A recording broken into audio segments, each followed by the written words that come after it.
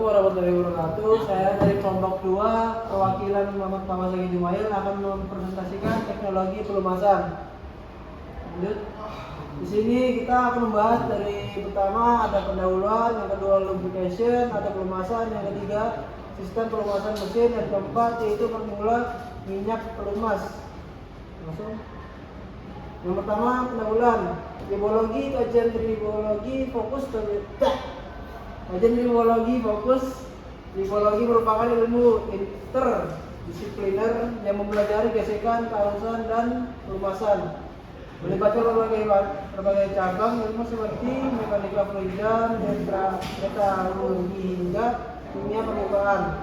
Akar sejarah diluncurkan dalam terminologi modern pada 1966.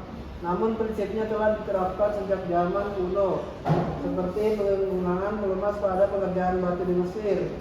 Aplikasi modern, tribologi memberikan dasar ilmiah dalam riset dan pemeliharaan sistem mekanik untuk meningkatkan efisiensi dan pengurangan kerusakan.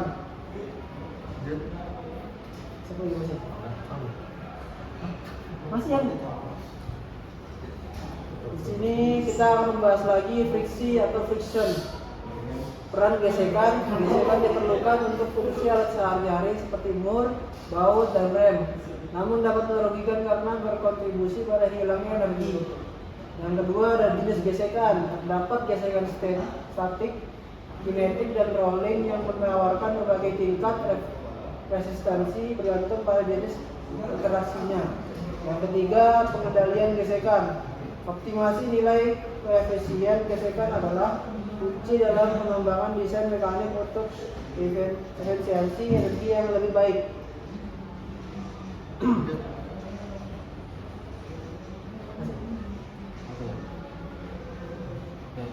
Lanjut, yaitu kausan. Yang pertama fenomena kausan. Kausan adalah hilangnya material akibat interaksi mekanis yang umumnya dibagi menjadi adhesi, abrasi, korosi, dan kelelahan permukaan. Lalu yang kedua ada dampak kausan. Kausan dapat menyebabkan kerusakan signifikan pada komponen mesin, menurunkan efisiensi perangkat, serta mempercepat kebutuhan perawatan. Lalu yang ketiga solusi kausan, yaitu pengurangan efektif kausan melalui pelumasan yang optimal serta eliminasi partikel abrasif dalam sistem. Fungsi utama pelumasan. Pelumasan bertujuan mengurangi gesekan, mencegah kausan, dan memberikan perlindungan korosi pada komponen yang bergerak. Yang kedua pelumasan cair dan padat. Pelumasan sintetik dan bio menawarkan solusi modern dengan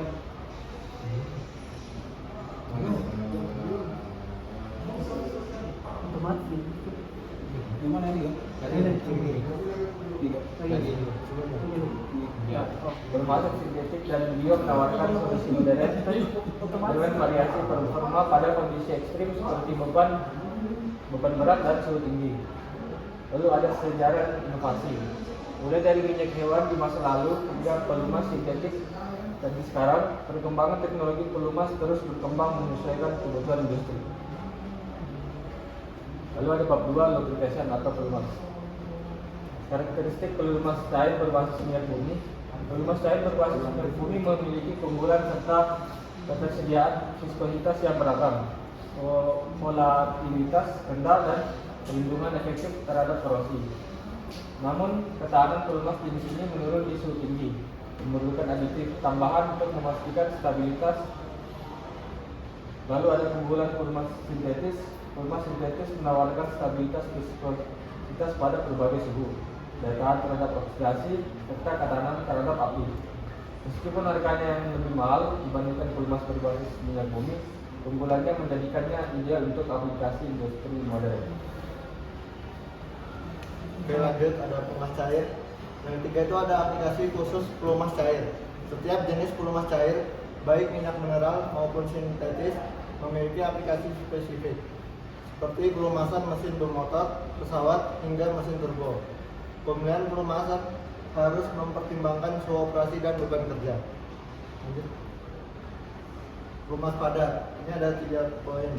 Poin pertama itu penggunaan grease sebagai pelumas padat.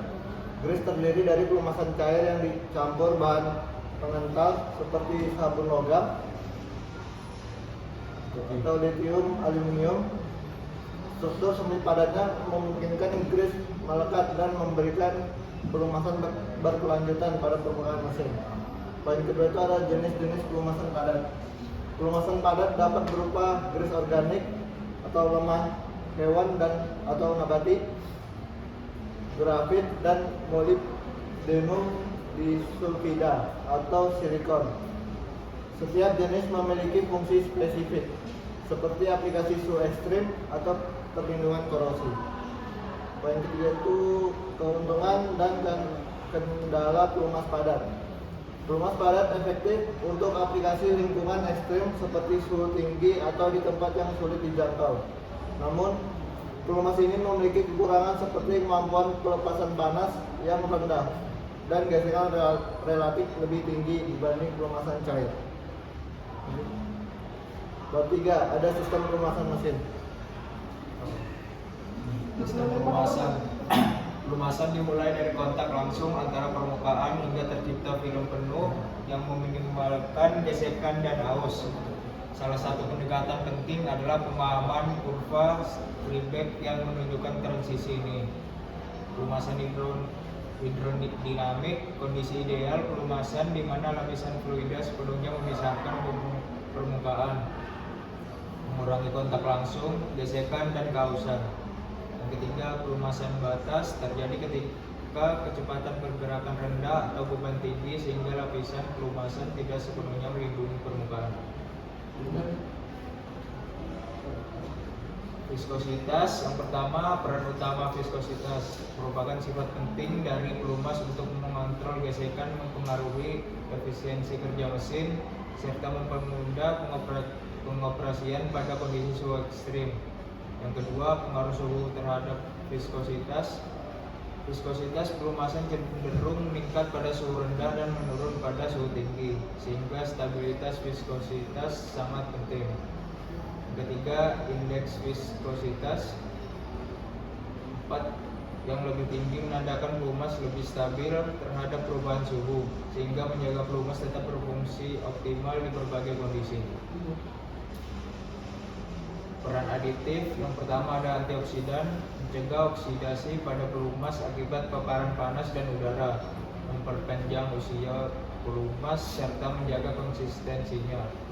Yang kedua ada agen anti aus, melindungi permukaan logam dari gesekan dan kausan oleh pembentukan lapisan pelindung pada permukaan kontak.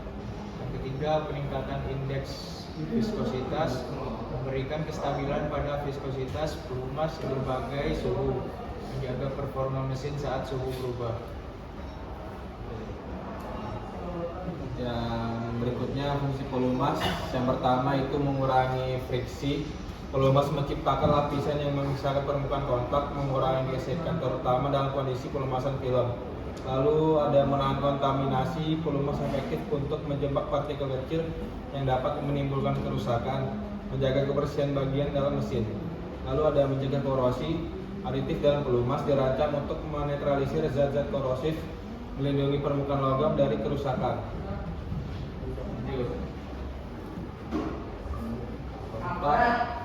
Karakter minyak pelumas petro. Proses pembentukan minyak pelumas petro berasal dari minyak bumi yang terperangkap di formasi batuan fosforit dan mengalami proses pemurnian untuk mendapatkan produk berkualitas. Lalu pentingnya indeks viskositas. Indeks viskositas yang baik memberikan kestabilan terhadap berbagai suhu sehingga memastikan performa pelumas dalam berbagai kondisi operasi. Lalu ada keberagaman formulasi. Minyak pelumas berdasarkan teknologi pemurnian memiliki karakter yang beragam, termasuk minyak parafinik dan naftenik. Lanjut. Proses pemurnian pelarut. Yang pertama, penghilangan hidrokarbon yang tidak diinginkan. Teknik ekstraksi menggunakan pelarut seperti furfural membantu memisahkan senyawa aromatik yang tidak stabil.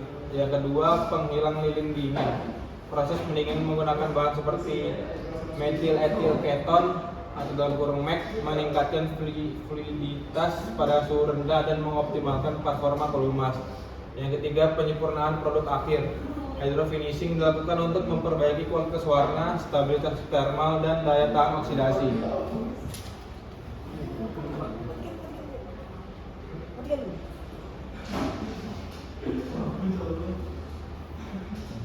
Lanjut.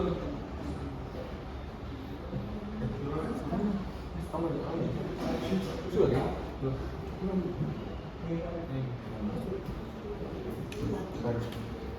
Perbedaan antara hidrokreatin dan disolvent refined. Yang pertama, kandungan senyawa aromatik. Hidrokreatin hampir sepenuhnya menghapus senyawa aromatik sehingga menghasilkan minyak dasar yang lebih murni. Yang kedua, stabilitas thermal. Minyak yang dihasilkan dari hidrokreatin memiliki ketahanan lebih tinggi terhadap oksidasi dan pengaruh suhu ekstrim dibandingkan minyak hasil solvent refined. Yang ketiga, karakteristik visual. Minyak dasar hidrokreatin cenderung lebih jernih tanpa warna, sementara hasil solvent refined masih mengandung elemen pengotor tertentu. Lalu manfaat tribologi. Yang pertama, efisiensi mekanis yang ditingkatkan. Tribologi membantu mengurangi gesekan yang berlebihan hingga mengurangi energi yang dibutuhkan dalam mesin untuk melakukan tugas tertentu, menghasilkan performa yang lebih efisien. Lalu yang kedua, perpanjangan usia komponen. Penggunaan tribologi secara efektif dapat meminimalkan kausan pada permukaan kotak, memperpanjang umur komponen mesin atau peralatan yang bersentuhan. Lalu yang ketiga, penghematan energi. Dengan mengurangi hilangnya energi karena gesekan, tribologi memainkan peran penting dalam mengurangi konsumsi energi secara keseluruhan, mendukung solusi ramah lingkungan. Lalu yang keempat, pengurangan dampak lingkungan. Teknologi tribologi membantu mengurangi limbah karena berkurangnya kerusakan komponen dan mencegah kebocoran pelumas berbahaya ke lingkungan. Kelima, peningkatan keselamatan operasi. Dengan mengoptimalkan pengendalian gesekan dan kausan, tribologi menjaga stabilitas dan keandalan operasi peralatan mekanis.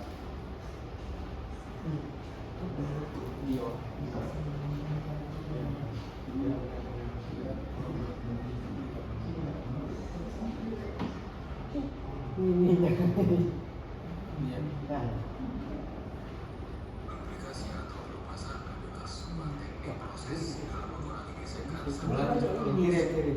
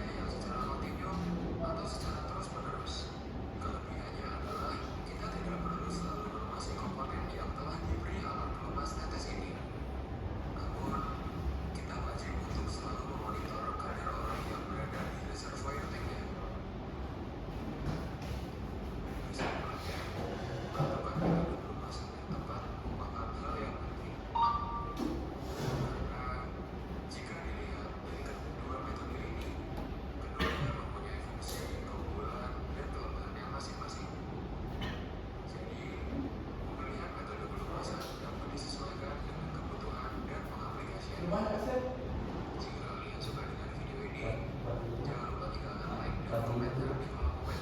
Itu kan. Bocor nggak coba bocor nggak? Ya, sekian dari kelompok kami. Wassalamualaikum warahmatullahi wabarakatuh. Lanjutkan.